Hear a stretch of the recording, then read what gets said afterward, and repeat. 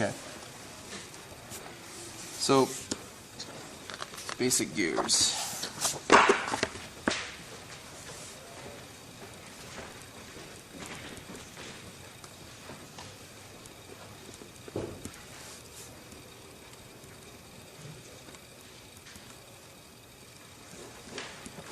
I'm just going to give you guys a few examples. I'm not going to go through the whole entire list of joints, but just to kind of get the idea across. A hinge joint, in the most basic fundamental understanding of a hinge joint, is two arms or two structures connected at one point. Okay, and that one point is going to allow for a very one-directed movement. It's just kind of swifting left and right. So just think of a hinge joint in those terms. Now, when drawing a hinge joint, there's many ways to draw a hinge joint. It can be as basic as having a cylinder with two blocks being connected through the cylinder.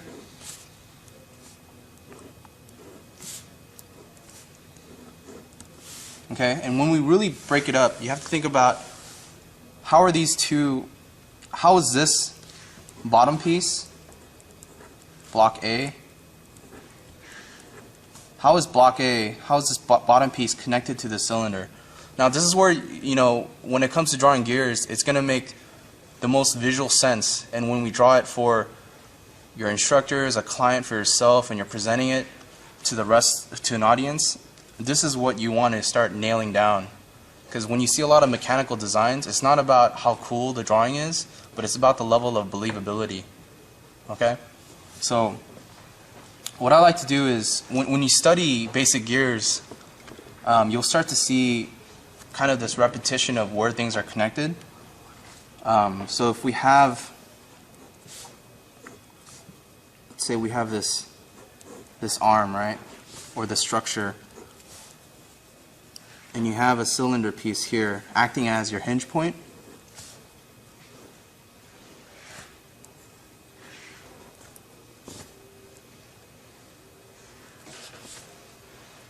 But you have to ask yourself, how is this piece connected to that cylinder? So a simple, triangular structure here, or some kind of clamp that holds down that piece,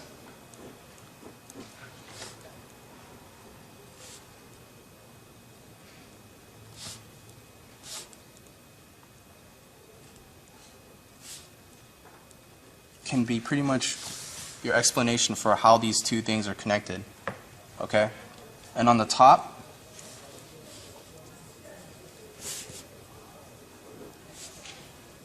you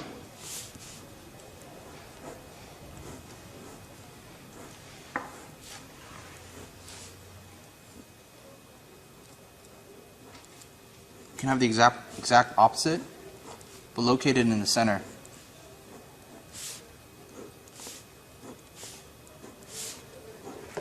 So when you put two and two together, or these two pieces, what you're going to have is this type of joinery.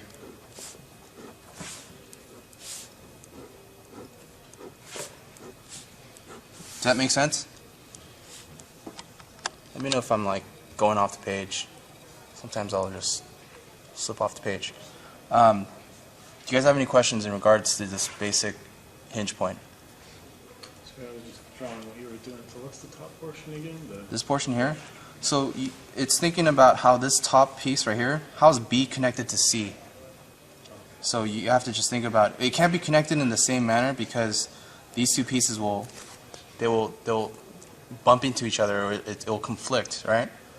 So that's the most basic way of just making a connection point. So here we're just trying to focus on how do we make visual, believable connection points, right? Again, not all hinge points have to look this way. This is very basic. So let's try to explore some different ways. Cylinder.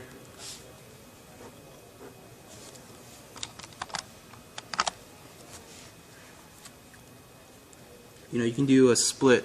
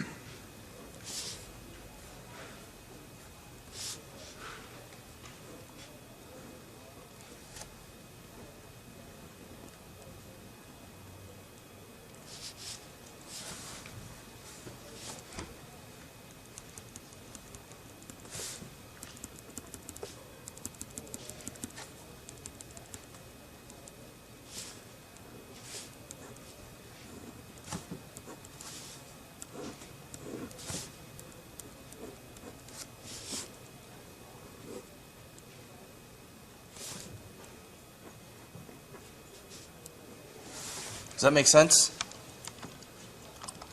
Do you guys understand that drawing? It's exactly the same concept of this hinge point. This is drawn in a different way. Okay, so when we start getting into drawing gears and implementing those gears into our designs, I want you guys to start thinking about the variations, okay? Because this is where you start making your mechs come to life. That's why if you look at all the BS mech designs that are out there, they all have the same gears. It's always like this, burp, burp, burp, I'm connected at this joint. It's, I mean, not to bash on them, but it's, you know, they're defaulting to something that's already been done. Okay, and as our goal as designers is we have to break out of that template that's already been created, and it's always being reused a million times over again. Okay, so this is something that I want you guys to start really thinking about. So and when you look at this, you know, there's, again, we can go days and days on how to do like a million variations off of these gears, but when I'm going to just do another one here.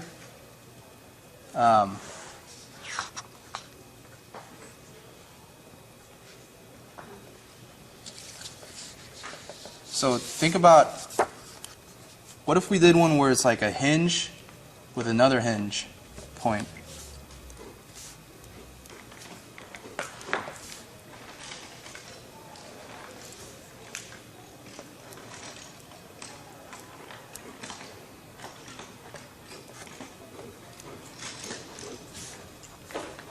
Does that make sense? Iconically, that's what I'm going to be drawing in perspective, but it's the concept of having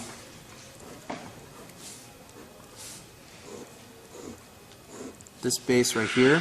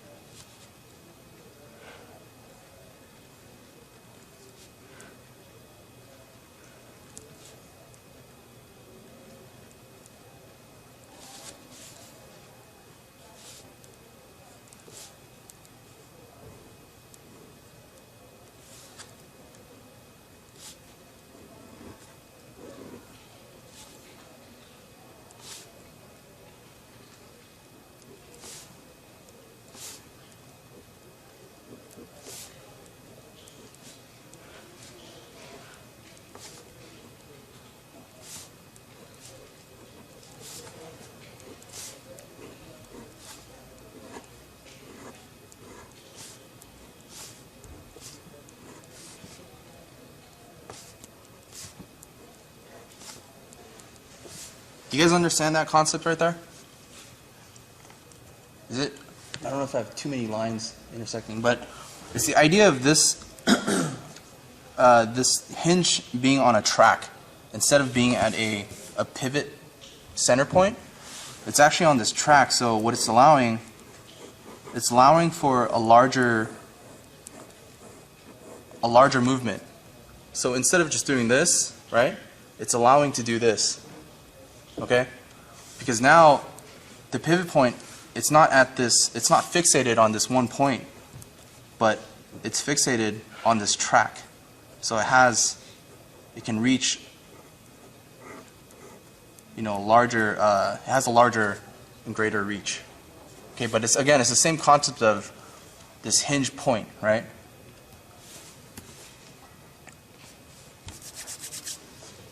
Do you guys have any questions? Just in regards to this. Okay, and this is where I want you guys to start expanding this concept of a hinge point and doing one where it's like, let's say,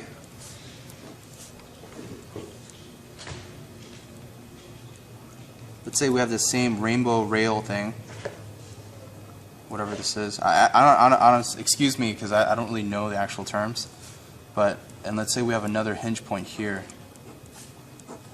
So you have two hinge points, so it's able to not only articulate in this arc fashion, but it can also bend forward in this fashion.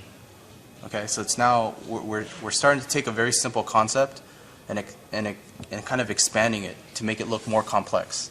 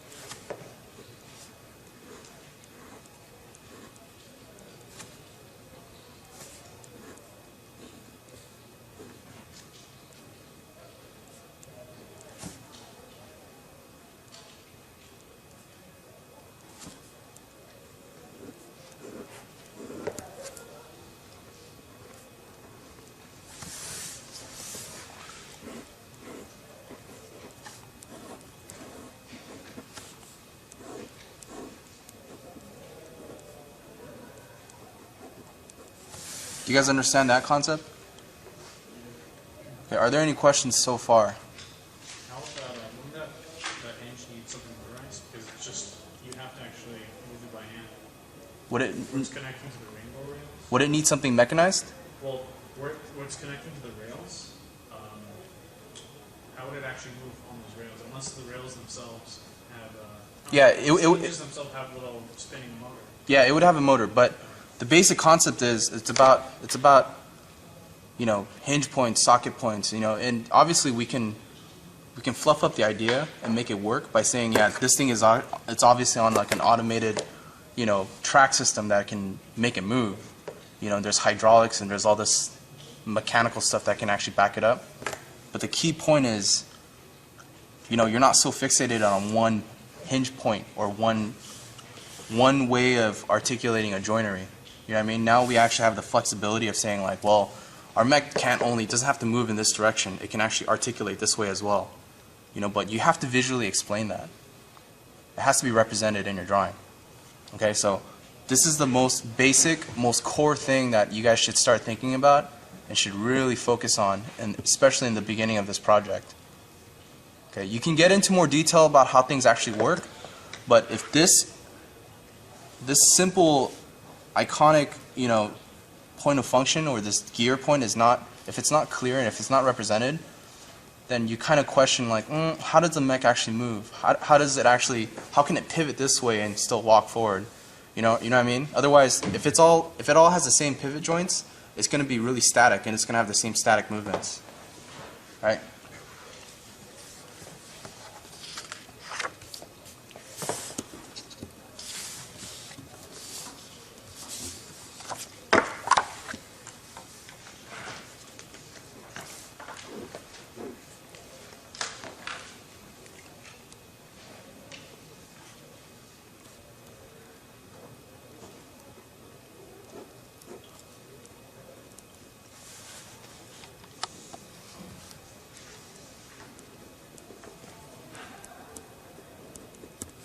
So we have a rotating joint. Basically, a rotating joint is something that just, it's going to turn. Very basic. Okay? So the way I would like to represent that in a drawing is just having something, somewhat of a cylindrical structure here.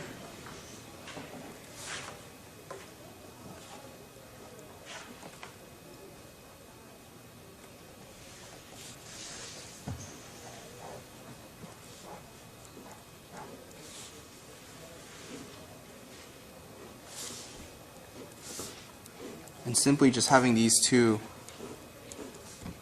pieces meet.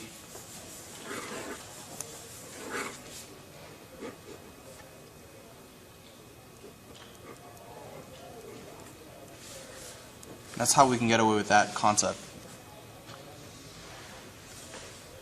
Does that make sense? Okay.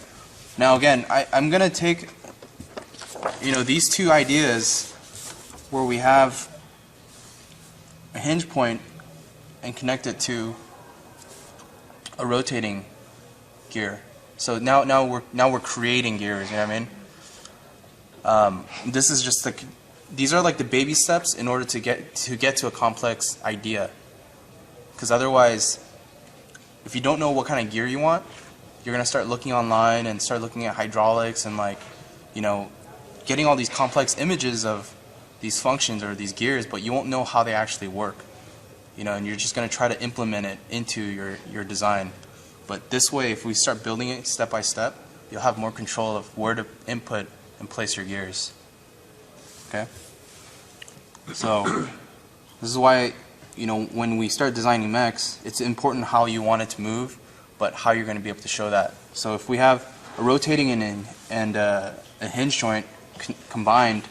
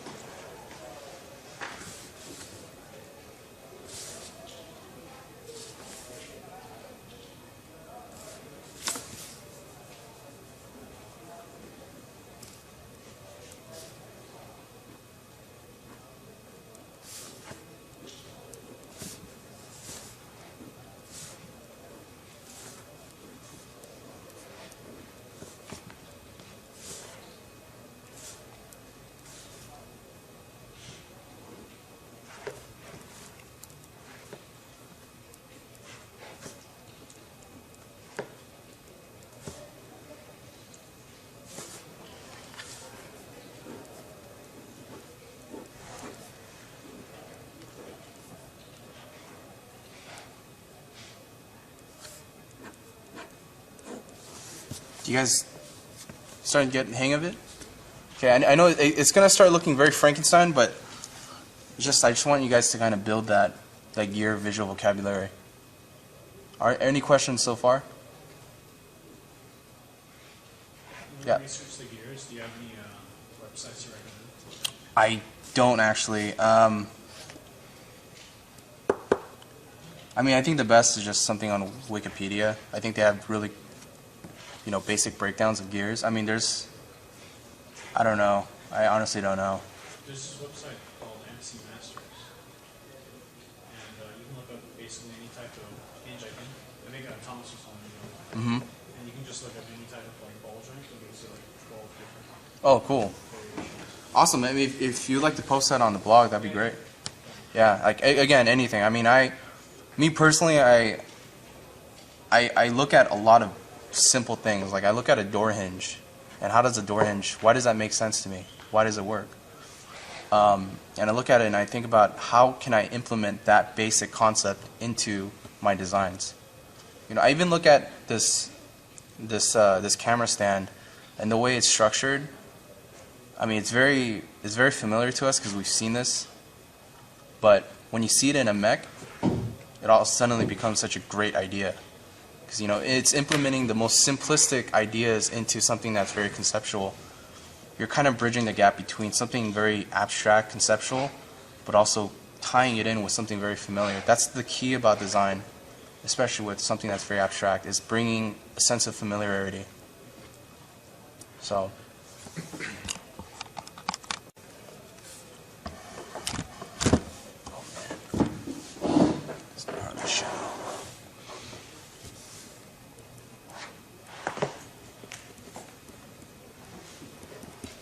Page 1 of silhouettes. I want you guys to establish a ground plane for all your silhouettes that you're going to draw.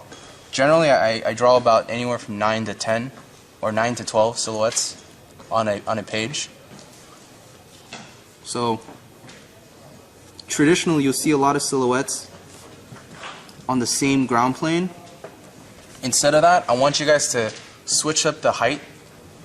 Give me some shorter ones and give me some really, really big ones. Okay, so I'm kind of varying all the ground planes here.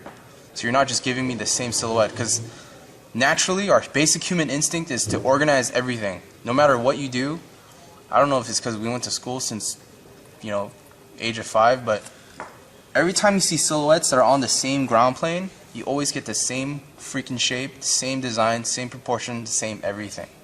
Okay, so the best way to explore these for our first page of silhouettes is I want you to give it a different ground plane. Okay, I'm going to give some really short ones, really long ground planes here, short and tall.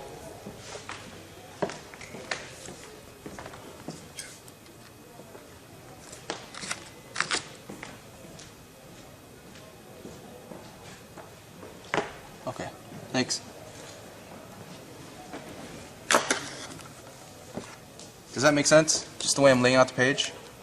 You always draw the ground plane first. What? You always draw the ground plane first. For demo sakes, yeah. For my own stuff, nah, I don't really care. But for this assignment, the focus is to just do different ground planes, okay? So what I like to do is, for the first page, and I want everyone to start off with the first page here, is to do something, it's just to explore random shapes. We're not going to really get into design language on this page yet.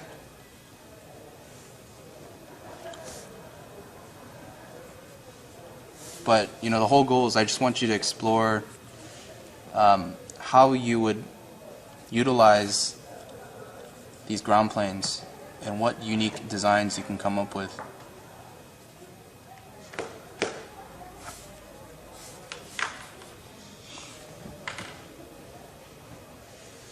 It's bipedal right now, right? Yeah, it's all bipedal.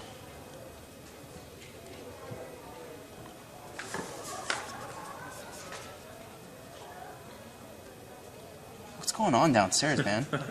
It's a coffee shop. Oh, yeah, coffee. This or coffee wine? shop? I think there's a coffee shop. Dang. There's a cafe on there.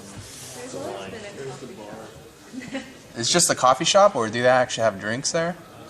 It's a bar. Okay, I was gonna say, like, who the hell gets this happy off coffee? Like, I don't see people Maybe it's like really good coffee. screaming at Starbucks. I don't know.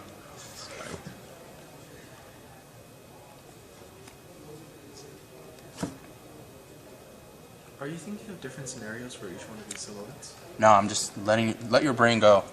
The main thing is for these assignments, keep it as simple as possible. My main objective is just to fulfill these ground planes. Okay, later on we'll get into more thought with a lot of these, but I want you just to kind of come up with unique proportions and shapes for all of these ground silhouettes here.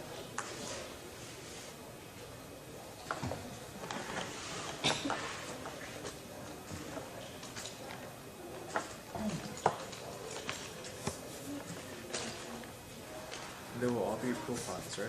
Yeah, all profile. No 3/4 view yet.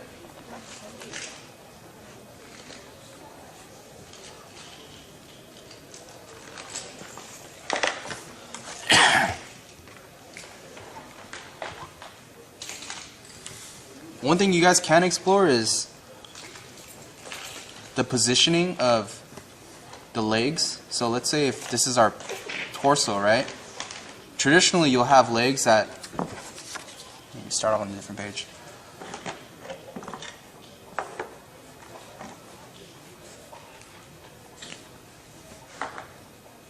This is very traditional for a bipedal mech, right? Start thinking of ones like that, ones like that, ones like that.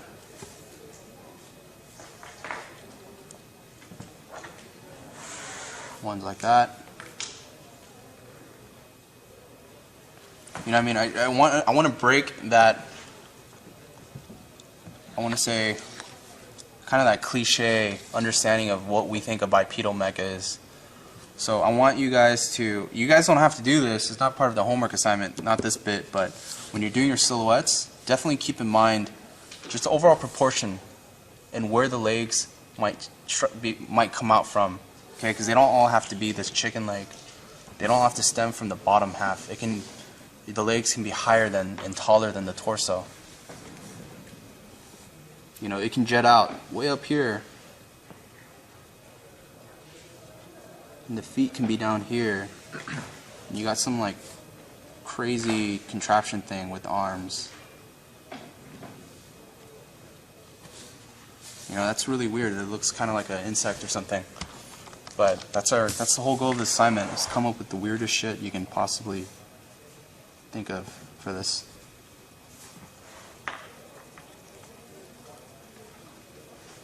You know, what if there was leg structures that were kind of exoskeleton based here, and they come out and they do that or something, and it thins out. So you start out by being weird, but later you try to make it more believable. Absolutely, exactly. I don't know, I'm joking.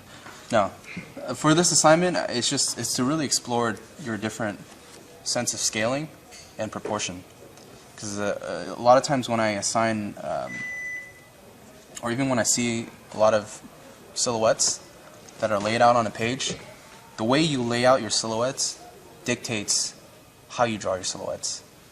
Does that make sense? So a lot of times, like, you'll see silhouettes on the same ground plane, and there's no variant difference. It's very similar. So.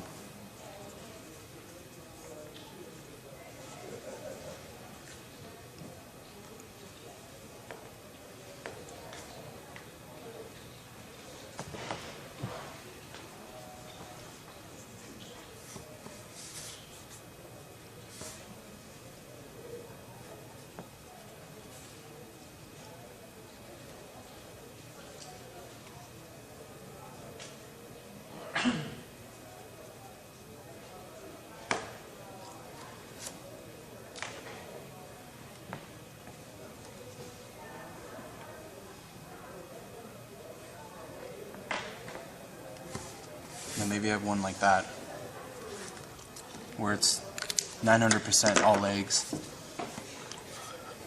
Okay, so that's page 1 of our silhouette. So I want you guys to do one page of silhouettes with varying base ground plane differences. Any questions in regards to this demo here?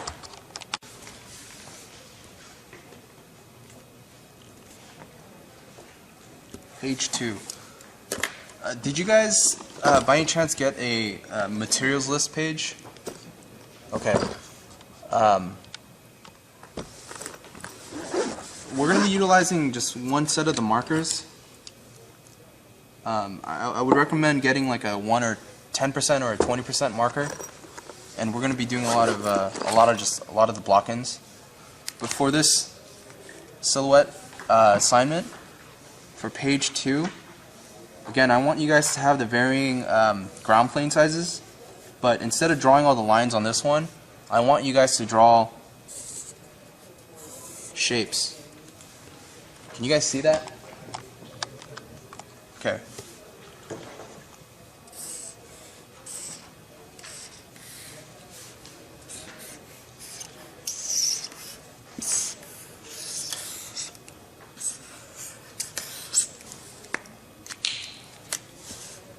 Man, this thing is like bone dry.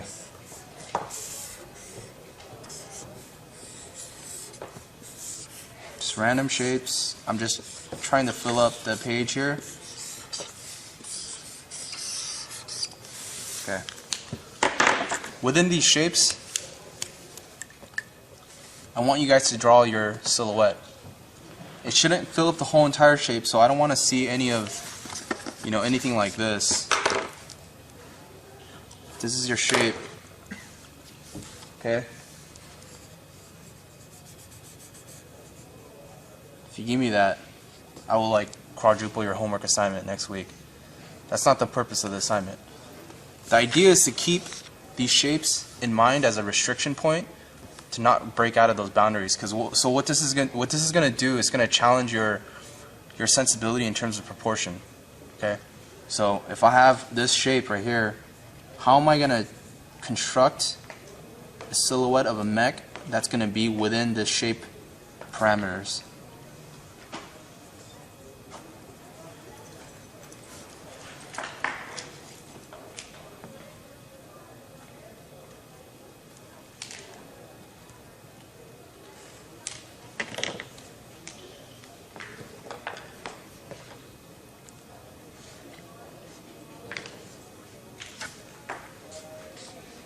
Does that make sense?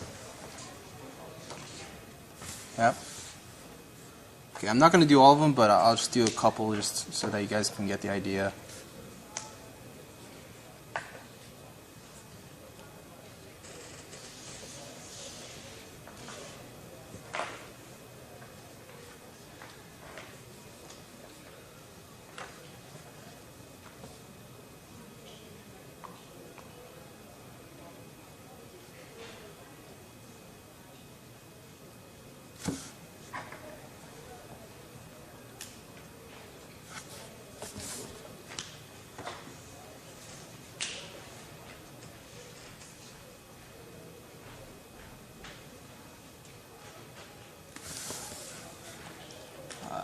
Let's do one more.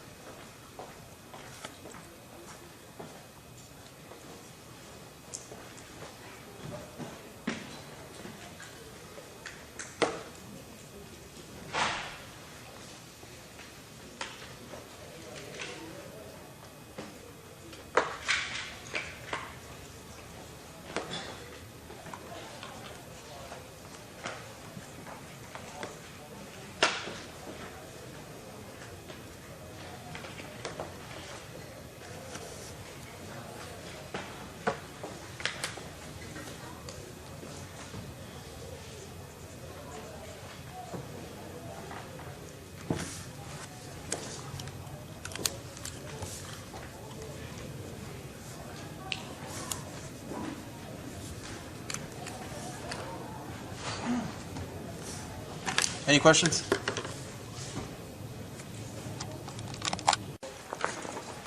Using the primitive shapes, it's going to dictate a lot of my design language or the aesthetic to dress my mech. So if we start off with a square, right, as my design language or my form language, and I have my ground plane here.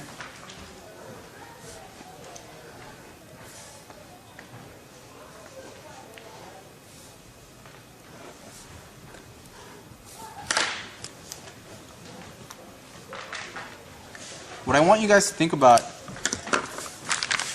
is how do you compose a mech silhouette just using a square. So if you think about the properties of a square, it doesn't always have to be that, but think about combining the square shapes or elongating the square to make it a rectangle, or cutting pieces of the square. Okay, so it's this language that we're going to start implementing. So for my mech, I'm just doing a line drawing.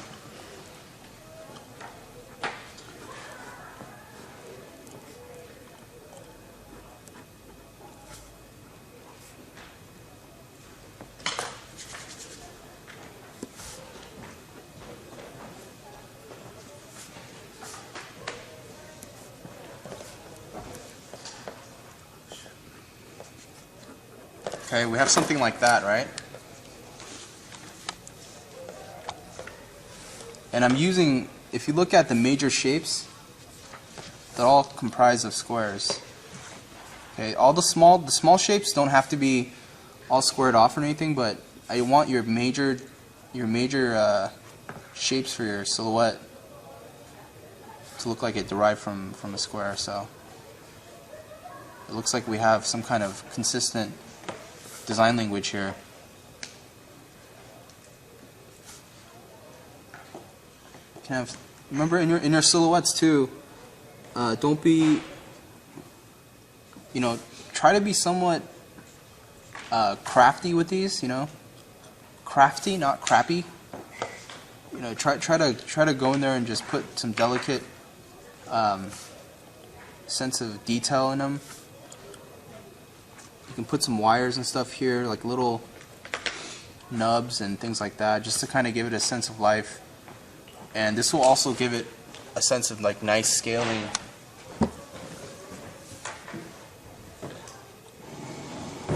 Okay. So again, I'm going to go in with my brush pen. If you guys don't have this brush pen, the Pentel, this Japanese brush pen brand, it's fine. A black marker will do. But the reason why I like this brush pen is because I can get varying line weights. I can get ultra thin to medium to thick.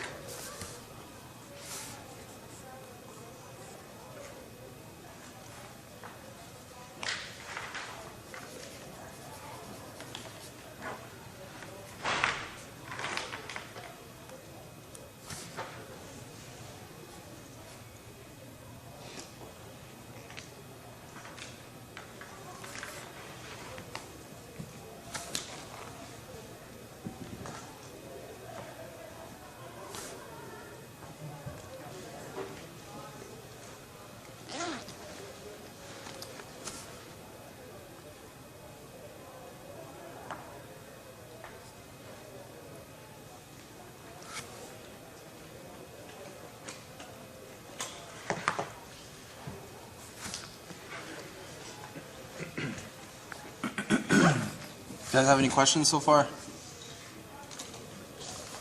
Okay, I'm using all square form language here.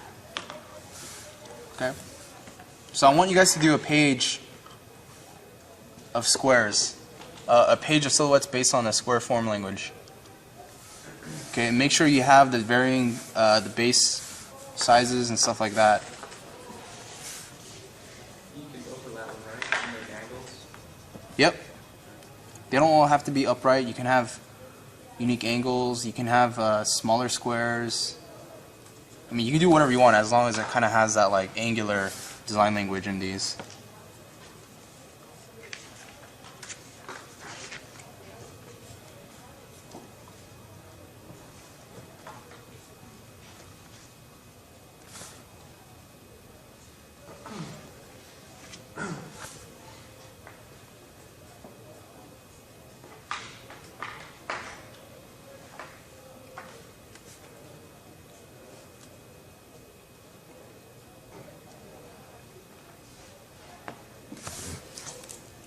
Okay. The next form language are circles.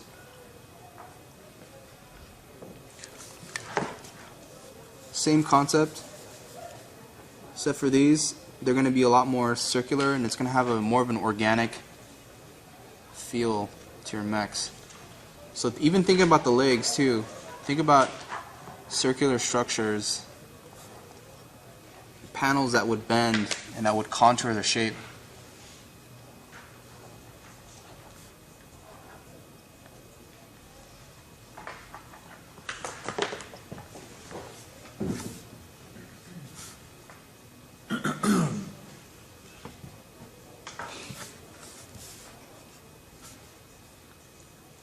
They don't always have to be full circles either. They can be like half size. They can be cylinders. They can be ovals. Just as long as it has this curvilinear. By cylinder, do you mean from the side it just looks like a square, but it's actually a circle? Yeah, or it can be like, or what I mean is it can be oval. So from a profile, it can be oval based.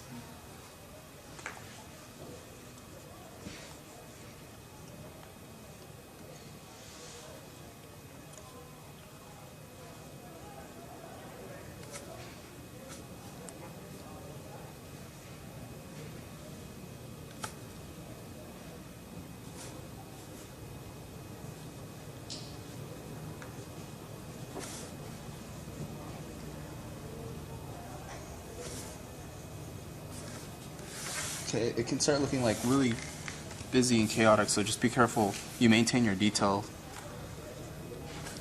Let's try doing one that's maybe like a half circle.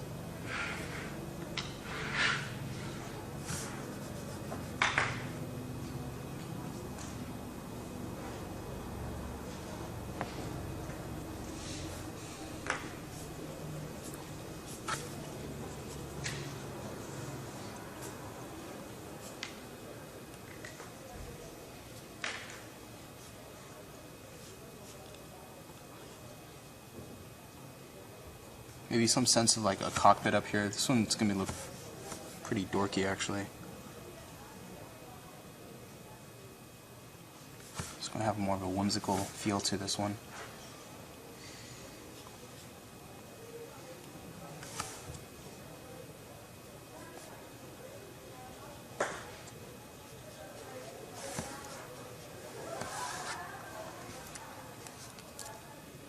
Make sense?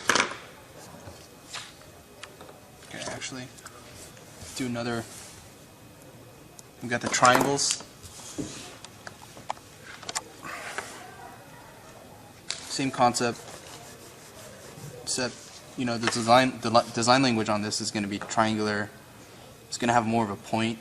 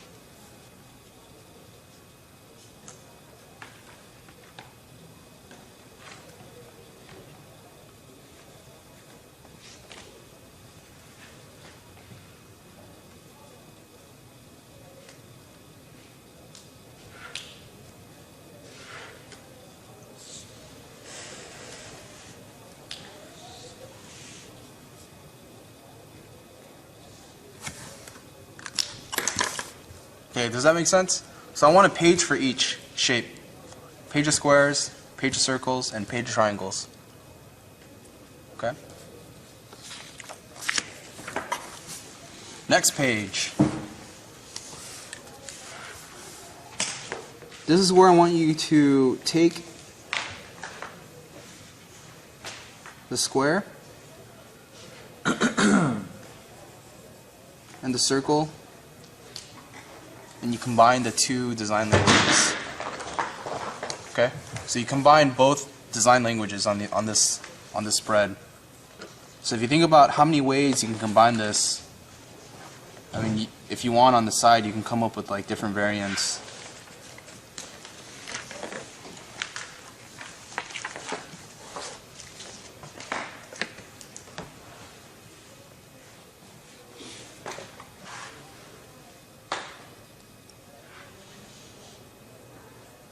There's like almost infinite possibilities on the way you can combine these two shapes. So for your silhouettes, I want you to keep in mind that they don't have to be distinctly apart. I want you to fuse them together. Okay, the whole point of this exercise is to come up with a unique shape language, just using the two existing primitive shapes. Okay. So we have a ground plane. Let's say we start off with a square body, right?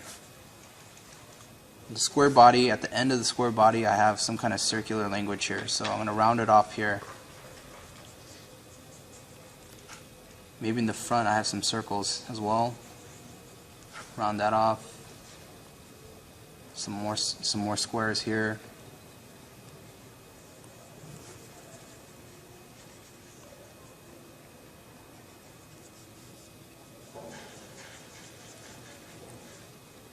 Construct my leg. Maybe my leg is also curvature as well, but then the feet are flat and square-like.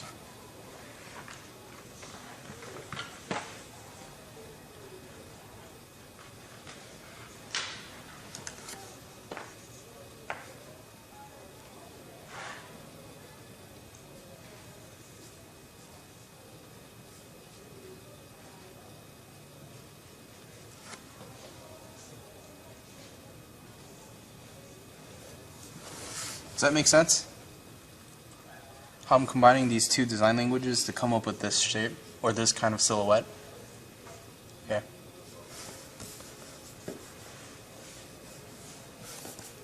You know, you can start off with, if this is too confusing, you know, try to set yourself up with this combination, okay? Large, medium, and small. And try to connect these shapes. This is not mandatory, you don't have to work this way, but if you find it hard to combine the shapes, this is a really good way to start combining shapes together.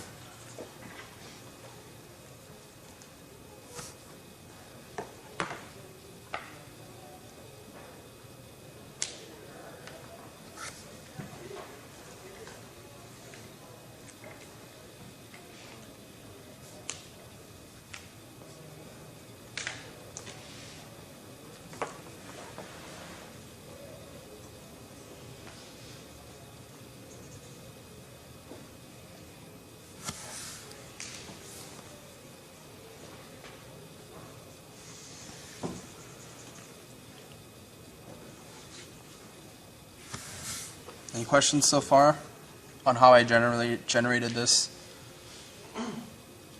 Make sense? Okay. Same concept with the circle and the triangle. With the triangle and square, you're probably not going to get as much variation. It's just going to look like a very angular mech. So I prefer using the circle as your dominant shape for this one, and just combining, you know, the circle and the square and the circle and the triangle. So that way in this scenario you get something really uniquely different.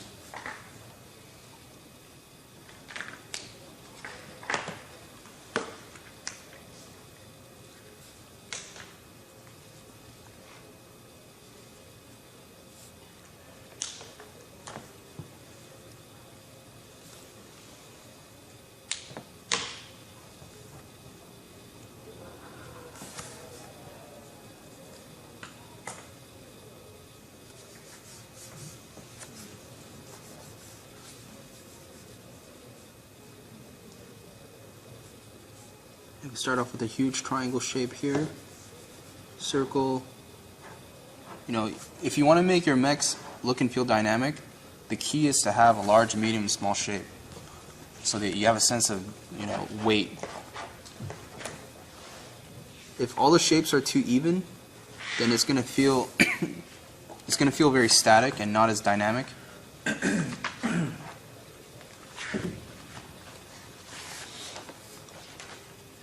So just keep that in mind. If you ever come across, you know, that problem.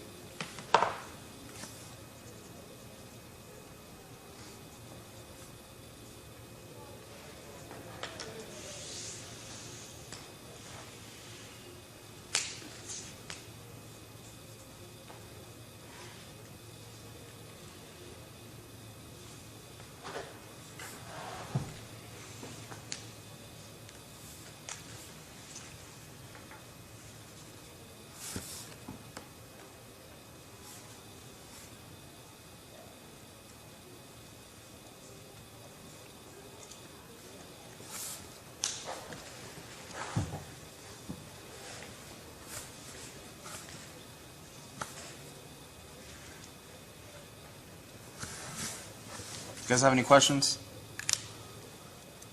So I want you to do 2 pages. 1 page on the squares and 1 squares fused in with circles, and another page on the circles fused in with the triangles. Okay, so there should be a total of 7 pages of silhouettes.